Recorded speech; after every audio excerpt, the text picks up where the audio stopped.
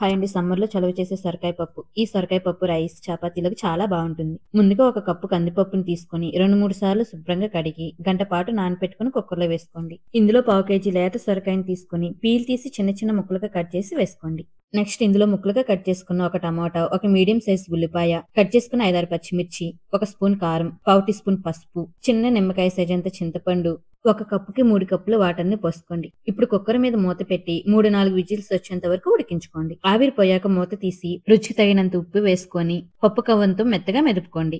ఇప్పుడు ఈ పప్పులోకి తాలింపు కోసం ఒక స్పూన్ నూనె వేడి చేసి ఇందులో 2 ఎండుమిరపకాయలు, కొంచెం ఆవాలు, జీలకర్ర, 4 వెల్లుల్లి రెబ్బలు, ఒక రెమ్మ కరివేపాకు, కొంచెం ఇంగువ వేసి వేయించుకున్న తాలింపుని ఈ పప్పులో వేసి ఒకసారి కలిపి లో ఫ్లేమ్‌లో 5 నిమిషాలు మూత పెట్టి ఉడికించుకోవాలి.